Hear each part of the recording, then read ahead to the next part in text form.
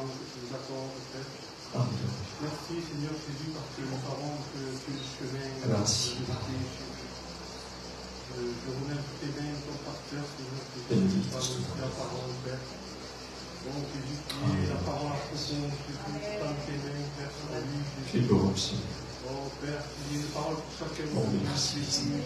Te remercier, Père, pour la semaine, Père. Merci, Jésus. Pour nos maisons que tu gardes, nos familles, Jésus. Je te rends grâce et gloire, Père, tu bénis chacun de tes. Oui, Jésus. Tu passes dans les rangs, tu touches les cœurs qui ont besoin de voir, Père. Que ton nom soit béni, Jésus. Merci, Jésus. Merci, Seigneur. Merci, Jésus. Merci, Seigneur. Oh, merci, Seigneur. Gloire à Dieu. Te prions pour les malades, pour ceux qui n'ont pas pu se joindre à nous à cause de leur santé, Seigneur. Je te prie pour eux, afin que tu les visites, Seigneur. Au nom de Jésus. Tu sais toutes choses, tu connais toutes choses, Seigneur. Merci. Merci, Seigneur. Que ton nom soit glorifié, Jésus. Merci, Jésus. Merci, Seigneur. Merci, Seigneur. Tu es beau, Seigneur. Tu es merveilleux. Gloire à Dieu, gloire à Dieu, gloire à Dieu. Amen. Merci, Seigneur. Voilà, bonsoir à chacun d'entre vous dans cette soirée.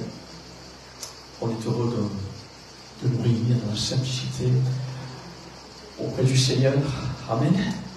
Merci, Seigneur. Et on veut, dans cette soirée, réjouir le cœur de notre Père. Amen. Malgré la chaleur, malgré les temps et les circonstances, nous voulons tout de même dire merci, Seigneur. Amen. Gloire à Dieu. Allez, je vous invite à chanter ce premier chant. Et à travers ce chant, déjà, on va le remercier. Le numéro 13. Numéro 13 sur vos cahiers. Amen. Quand je contemple ta sainteté. Amen. Merci, Jésus.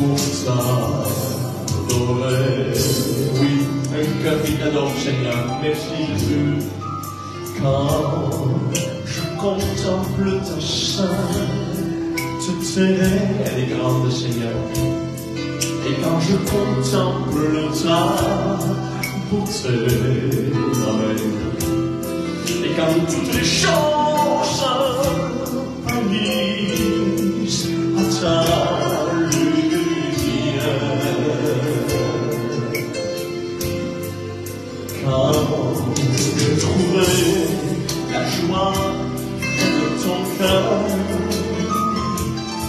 quand je m'enveloppe de ton amour. Et quand toutes les chosesalisent à ta lumière,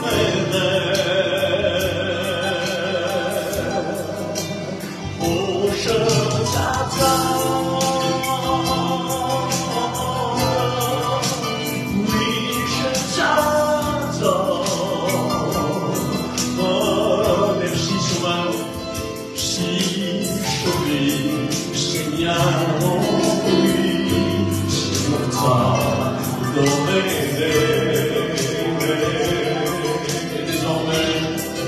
c'est la raison pour laquelle je vis.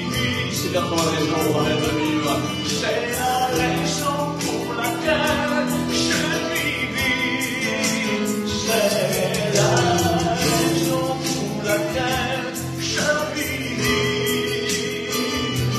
C'est la raison pour laquelle je vis. C'est la raison pour laquelle je vis. Pour t'adorer, mon Dieu. C'est la raison pour laquelle je vis. C'est la raison pour laquelle je vis. C'est la raison pour laquelle je vis. Pour t'adorer, mon Dieu.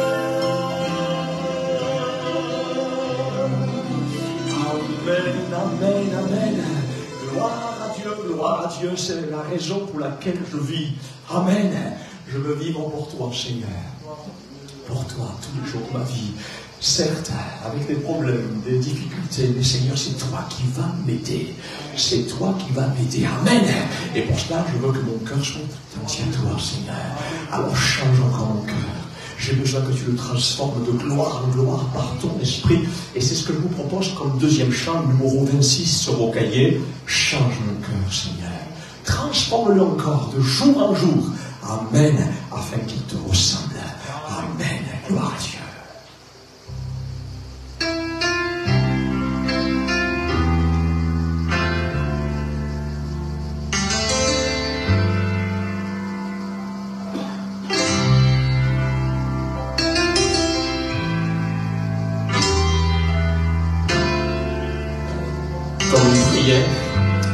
Comme une prière à notre Seigneur. Change mon cœur, Seigneur, et purifie-moi. Change mon cœur, Seigneur, que je sois comme toi. Jésus, tu es le portier, moi je suis l'argile. Brise-moi, façonne-moi, oui, c'est mon désir. C'est notre désir dans cette soirée. Amen. Change mon cœur, Seigneur, par ton esprit, Seigneur. Amen. Et purifie-moi.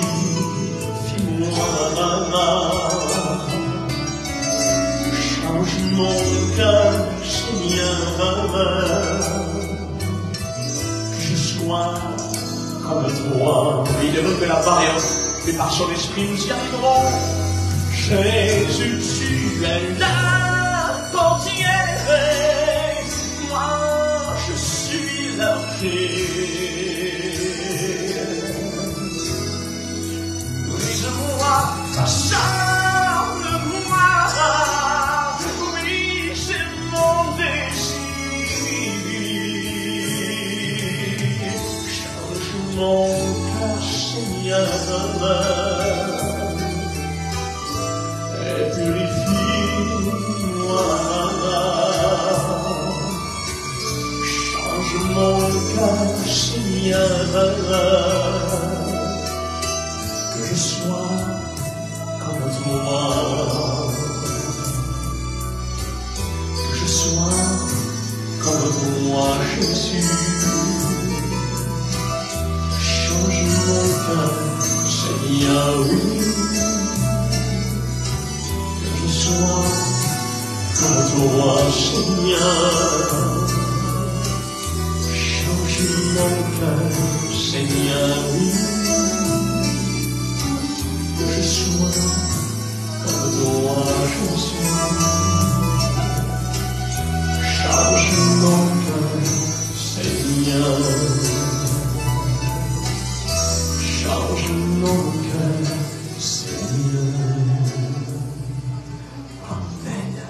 Merci, Seigneur. Et pour cela, nous désirons, vous comme moi, chercher le royaume de Dieu et sa justice avant toute autre chose, Seigneur. Amen.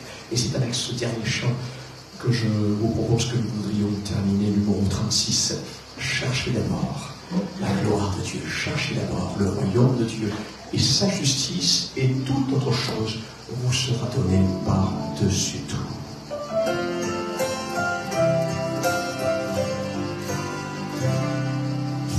Cherchez d'abord le royaume de Dieu et sa justice,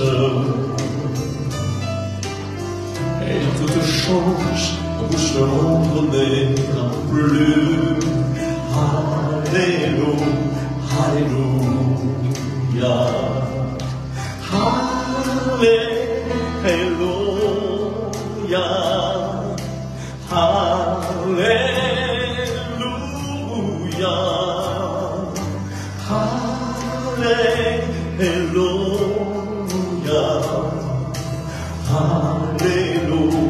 Alléluia.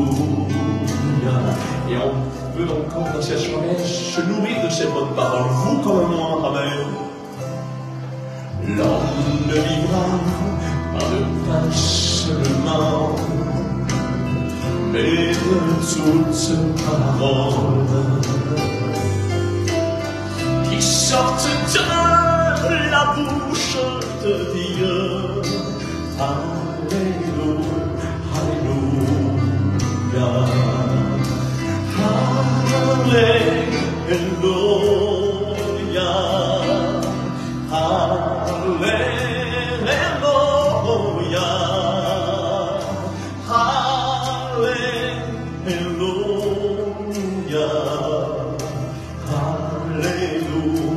Alléluia.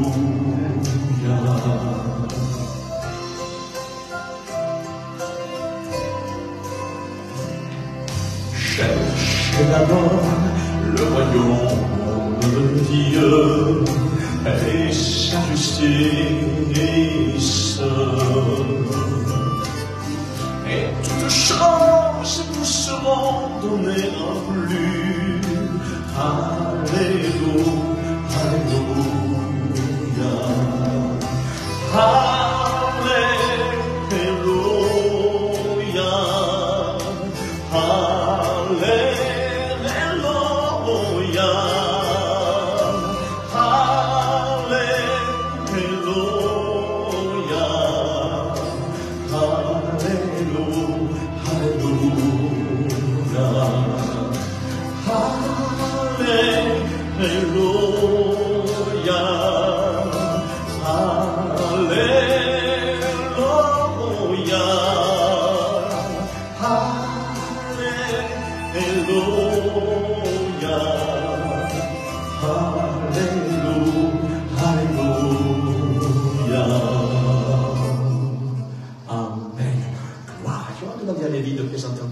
Seigneur, amen. Merci Jésus. Oui, Jésus. Merci Jésus. Grâce à Père. Merci Jésus. Oui, Sauveur, amen. Gloire à ton Seigneur Jésus. Tu es bon, Seigneur. grâce, Seigneur. Oui. Encore une fois, Seigneur, ton serviteur, Seigneur, entre tes mains, Seigneur. Seigneur, remplis ton esprit. Tu es merveilleux, Seigneur. Tu es beau pour chacun d'entre nous, Seigneur. Merci à Père. Amen. Amen. Gloire à Dieu. Merci Seigneur. Merci Seigneur. Voilà, je vous invite à lire 2 textes avec moi. Si vous avez votre Bible, pour ceux qui l'ont.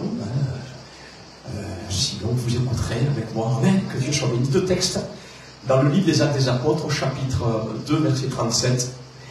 Et il est question ici donc des répercussions que la parole de Dieu produit dans les cœurs qui ne restent pas insensibles à la voix du Saint-Esprit. Amen. Alors, il se passe toujours quelque chose par le moyen de sa parole pour les cœurs qui reçoivent cette parole comme un bon écho. Amen. Et je crois que dans cette soirée, nous voulons être, chacun d'entre nous, ce cœur sensible à la parole de Dieu. Pour vous également qui nous suivez pour le moyen de Facebook, qui n'avez pas pu être dans une église ce soir, le Seigneur va jusqu'à vous. Amen. Merci pour la bonté et la miséricorde du Seigneur. Il est dit ceci: après avoir entendu ce discours, ils eurent le cœur vivement touché. Et ils dirent à Pierre et aux autres apôtres: hommes, frères, que ferons-nous? Pierre leur dit: repentez-vous, et que chacun de vous soit baptisé au nom de Jésus-Christ pour le pardon de vos péchés. Et vous recevrez le don du Saint-Esprit, car la promesse est pour vous, pour vos enfants et pour tous ceux qui sont au loin, en aussi grand nombre que le Seigneur notre Dieu les appellera. Et par plusieurs autres paroles, il les conjurait et les exhortait, disant: sauvez-vous de cette génération perverse.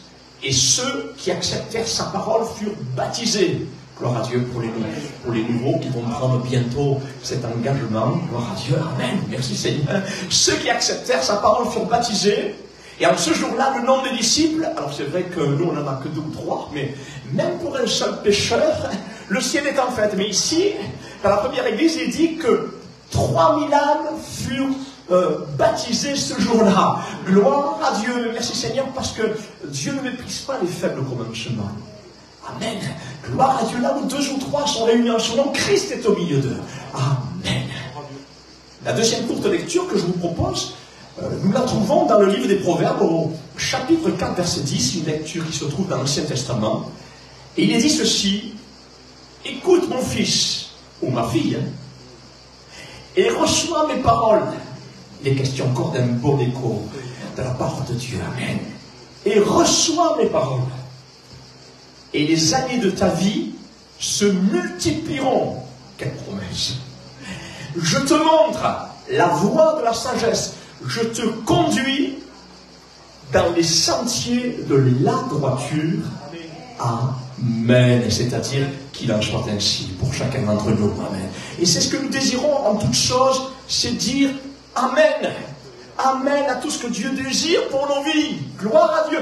Car toute la volonté de Dieu pour nous, elle est bonne. Elle est agréable et parfaite. Même si des fois, il y a des choses que nous ne comprenons pas. Mais nous voulons dire quand même Amen. Qu'il en soit ainsi.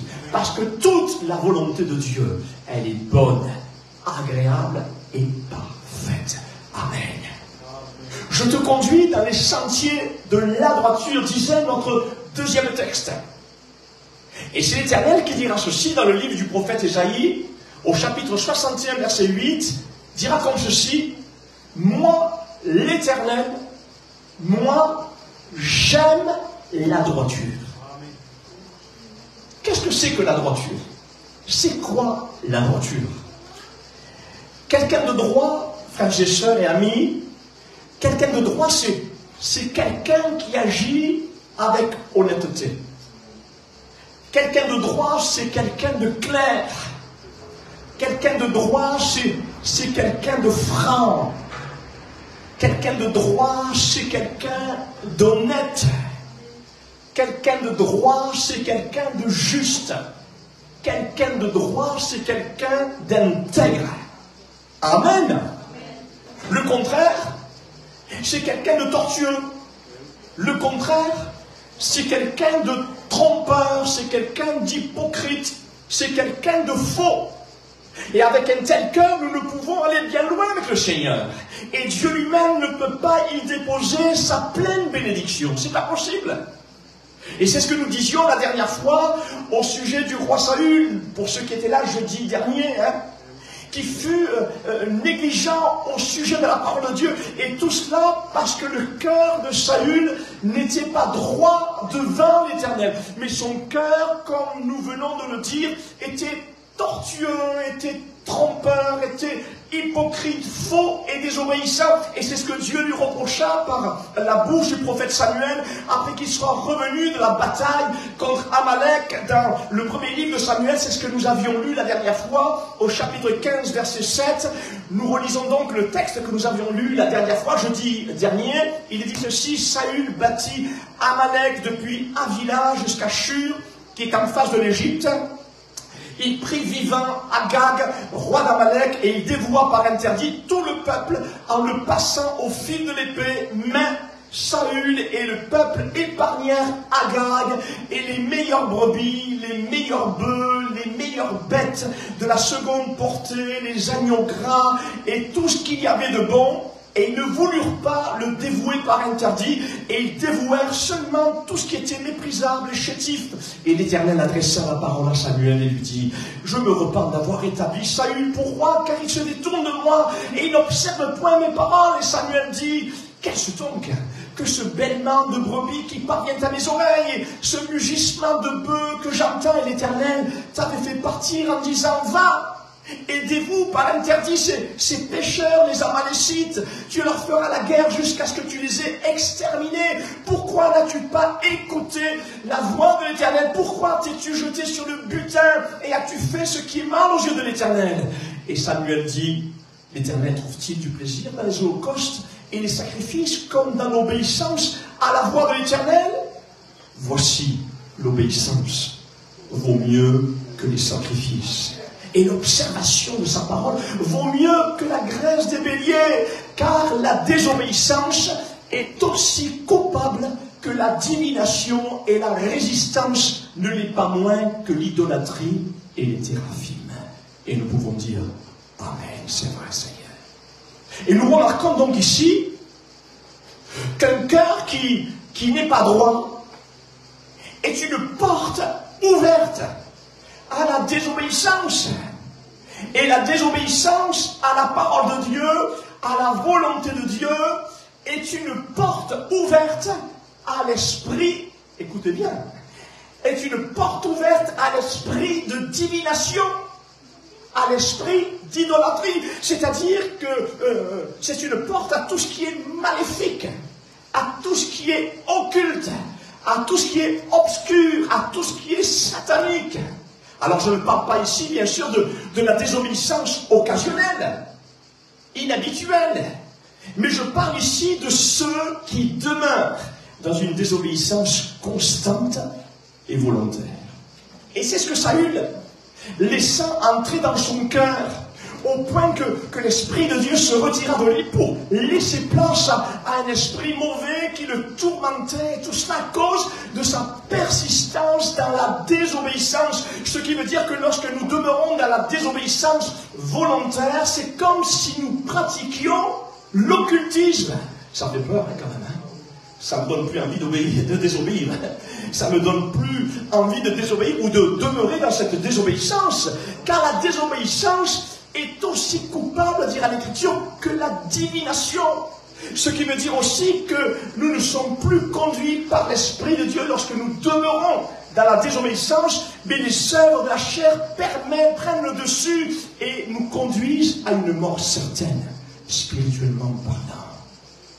Oh, que nous puissions dire: Seigneur, arrache de mon cœur tout ce qui est désobéissance à ta parole. Tout ce qui est persistance dans cette désobéissance, que pourtant toi tu me dis, gloire à Dieu, que je puisse me dégager par ton esprit de tout ce qui est désobéissant à ta parole. Amen. Oui, l'Éternel aime la droiture. L'Éternel aime la droiture.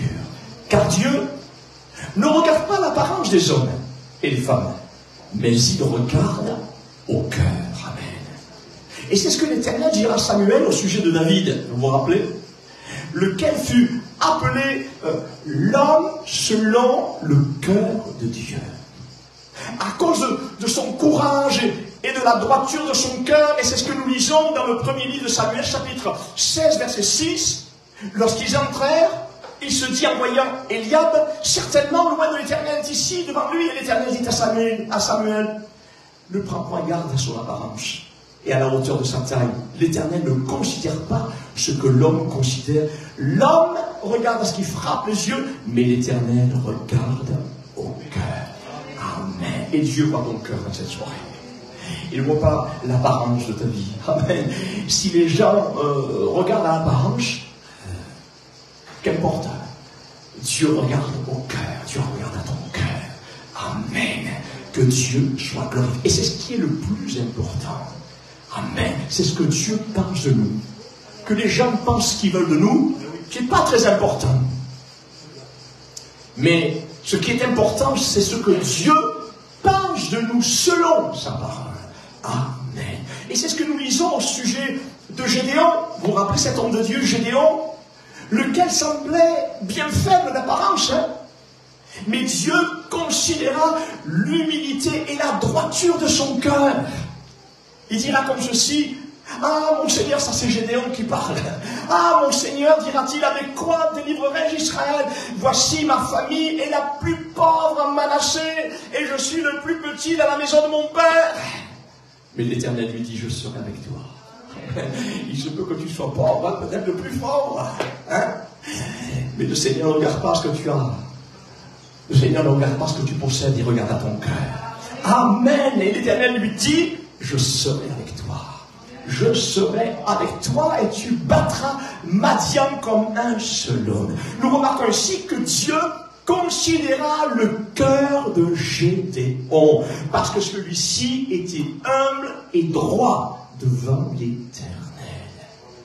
Alors il est vrai, pour ouvrir une petite parenthèse, il est vrai que l'humilité de Dieu n'a rien à voir avec une sorte d'humilité apparente, hein, cachant bien souvent un cœur orgueilleux, et c'est ce que soulignera la lettre de Paul aux Colossiens, chapitre 2, verset 18, qu'aucun homme sous une apparence d'humilité et par un culte des anges ne vous ravisse à son gré le prix de la course, tandis qu'il s'abandonne à ses visions et qu'il est enflé d'un même orgueil par ses pensées charnelles.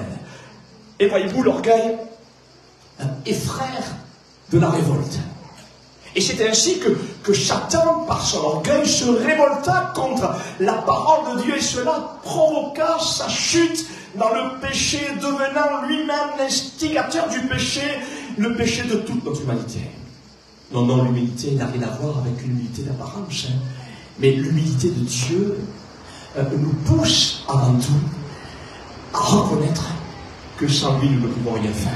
Voilà la vraie humilité. Et je crois que vous avez cette humilité dans cette soirée. Amen. Gloire à Dieu. L'humilité de Dieu consiste à réaliser que sans lui, nous ne pouvons rien faire. Gloire à Dieu. Et c'est cet état de cœur que Dieu considère. Amen.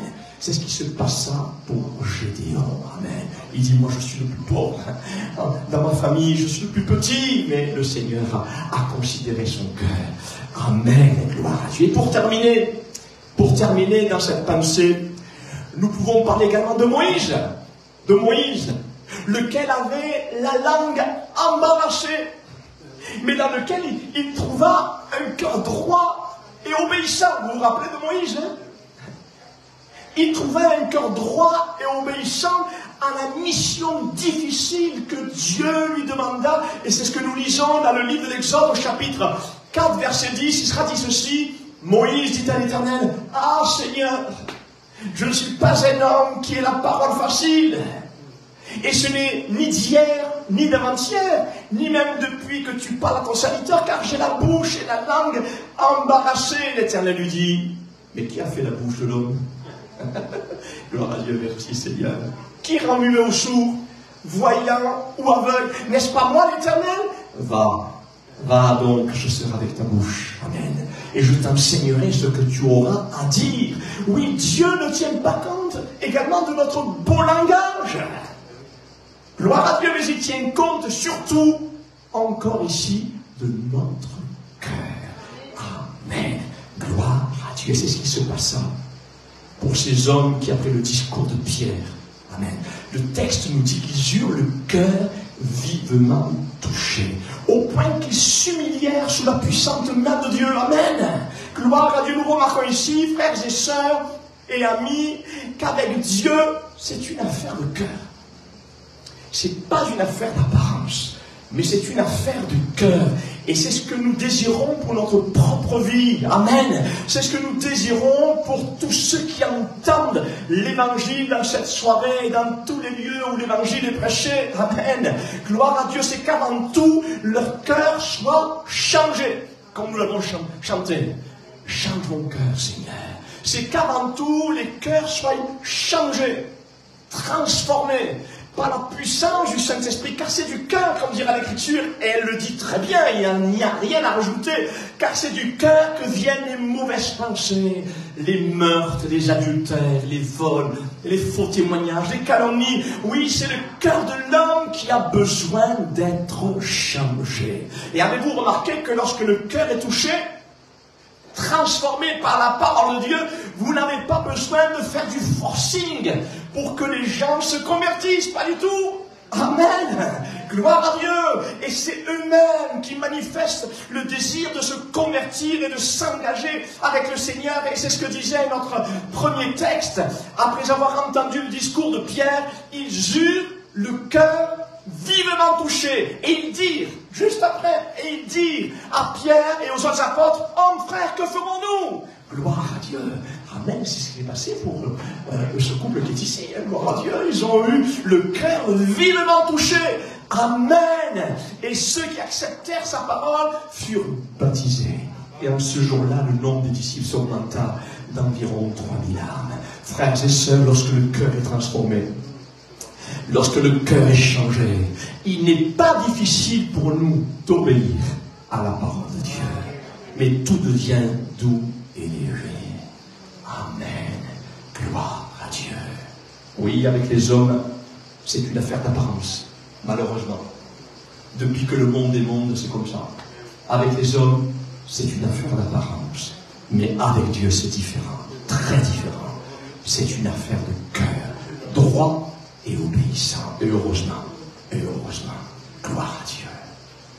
Notre deuxième lecture d'introduction disait ceci: écoute mon fils ou ma fille, et reçois mes paroles, et les années de ta vie se multiplieront. Je te montre la voie de la sagesse, je te conduis dans les sentiers de la droiture. Un sentier, c'est quoi? Un sentier, c'est un chemin étroit. Et cela nous fait penser à cette parole de Jésus dans l'évangile selon Luc, chapitre 13, verset 23. Quelqu'un lui dit: Seigneur, n'y a-t-il que peu de gens qui soient sauvés? Et il leur répondit: efforcez-vous d'entrer par la porte étroite. Ce sentier est étroit, car je vous le dis, beaucoup chercheront à entrer et ne le pourront pas. Ce texte ne veut pas dire que nous sommes sauvés par le moyen de nos propres efforts, pas du tout. Car nous le savons, nous sommes sauvés par la grâce de Dieu, par la foi en cette grâce. Amen. Par le moyen de la foi. Mais cette porte étroite du salut en Jésus-Christ veut nous dire que dans ce salut, accordé par la grâce de Dieu, notre propre responsabilité est aussi engagée. Par notre humilité, par notre repentance, par notre foi, par notre droiture, par notre renoncement à tout ce qui est contre la volonté de Dieu. Et c'est ce que Jésus voulait dire: efforcez-vous d'entrer par la porte étroite, car je vous le dis, beaucoup chercheront à entrer et ils ne le pourront pas. Et voyez-vous, s'efforcer, c'est faire des efforts. Vous avez fait des efforts pour venir ce soir, malgré la chaleur. C'est ça. Gloire à Dieu. S'efforcer, c'est faire des efforts pour atteindre le but. S'efforcer, c'est s'accrocher. Amen. C'est comme on le dit dans un terme familier, c'est mouiller sa chemise, hein, à cause de nos efforts. Alors bien entendu, tous ces efforts que Dieu nous demande sont accompagnés de la puissance du Saint-Esprit. Amen. Car c'est lui qui produit en nous le vouloir et le faire. Amen. Car nous sommes bien conscients que tous nos efforts sans le Saint-Esprit sont vains et inutiles. Car c'est lui qui nous garantit la réussite dans tous nos efforts. Mais, il y a tout de même notre part de responsabilité dans cette démarche saine d'obéir à la voix du Saint-Esprit lorsqu'il nous demande de faire un quelconque effort. Amen. Gloire à Dieu. Je vais bientôt terminer. C'est le roi David dans le psaume 26, verset 12, qui dira ceci: mon pied est ferme dans la droiture. J'aime bien ce psaume. Mon pied est ferme dans la droiture. Et ce texte nous parle de bonne conduite, de bonne marche dans tous mes déplacements. Amen. Ce qui veut dire que je retiens mon pied loin de tout mauvais chemin. Amen. Et c'est l'apôtre Paul qui dira ceci concernant notre marche dans la droiture avec le Seigneur, dans sa lettre aux Éphésiens chapitre 4 verset 17. Voici donc ce que je dis et ce que je déclare dans le Seigneur pour nous, Église de Jésus-Christ. Vous ne devez plus, c'est pas de temps, non, vous ne devez plus. Avec le Seigneur, c'est radical, hein? C'est radical. Amen. Vous ne devez plus marcher comme les païens qui marchent selon la vanité de leurs pensées. Amen. Par exemple, nous ne devons pas, comme les païens, par exemple, prononcer des paroles grossières, stupides ou sales. Vous ne devez plus. Vous ne devez plus. Gloire à Dieu. Et s'il y a lieu encore quelques paroles grossières, Seigneur, arrache-moi cette langue. Rends-moi muet, Jésus. Oui, le Seigneur est prêt à vous libérer de cela. Amen. Moi aussi, je l'ai comme vous, hein. J'avais mes mots grossiers. Mais vous ne devez plus lorsque nous sommes dans le Seigneur. Mais à présent, débarrassons-nous de tout cela, colère, irritation, méchanceté, insultes ou propos grossiers qui sortiraient de notre bouche. Car sachez bien, aucun homme qui se livre à l'impureté ou à des pratiques dégradantes n'a d'héritage dans le royaume de Christ et de Dieu. Ça touche notre salut, tout cela. Ça touche notre salut si nous persistons dans ces choses. C'est pas moi qui le dis, c'est la parole de Dieu. Gloire à Dieu. Que nous puissions dire, Seigneur, amen, je ne peux pas demeurer dans ces choses-là. Amen. C'est l'homme de Dieu appelé Job, dans le chapitre 31, verset 5, qui a pu dire ces paroles concernant sa marche avec Dieu dans la droiture. Et c'était un homme de la même nature que nous. Hein. Il dira ceci: Dieu n'a-t-il pas connu mes voies, dira Job? N'a-t-il pas compté tous mes pas? Si j'ai marché dans le mensonge, si mon pied a couru vers la fraude, que Dieu me pèse dans des balances justes et il reconnaîtra mon intégrité. Formidable. Et nous savons que cet homme de Dieu, appelé Job, était un exemple d'honnêteté, n'est-ce pas? Nous le citons bien des fois, cet homme, hein? Et avec raison. Cet homme de Dieu était honnête. Cet homme de Dieu appelé Job était sincère et droit devant l'Éternel au point que Dieu lui-même rendra témoignage de lui en disant ceci à Satan, appelé le père du mensonge. L'Éternel dit à Satan: as-tu remarqué mon serviteur Job? Il n'y a personne comme lui sur la terre. C'est un homme intègre et droit, craignant Dieu et se détournant du mal. Amen. Gloire à Dieu. Oh, que comme Job, nous aussi, nous puissions être irréprochables en toutes choses afin de recevoir de Dieu ce bon témoignage comme l'a reçu Job. Amen. Et être ainsi irréprochables et purs des enfants de Dieu, irrépréhensibles au milieu d'une génération perverse et corrompue, parmi laquelle nous voulons briller comme des flambeaux. Amen. Gloire à Dieu afin que le plus grand nombre soit sauvé, et en commençant par notre propre famille. Amen. Qu'il en soit ainsi. Que Dieu soit béni. Voilà pourquoi nous voulons nous efforcer par le Saint-Esprit à ce que notre pied demeure ferme dans le sentier de la droiture, de la parole et de la volonté de notre Dieu. Et si nous nous soumettons, et c'est un texte que j'allais dire que j'adore, oui, j'adore ce texte, j'adore la parole de Dieu, qui dira ceci, résistez, soumettez-vous donc à Dieu, résistez au diable, et il fuira loin de vous. Et je peux vous l'assurer, de la part du Seigneur Jésus-Christ, que cela s'accomplira dans votre vie. Amen. Mais saisissez-le par la foi dans cette soirée.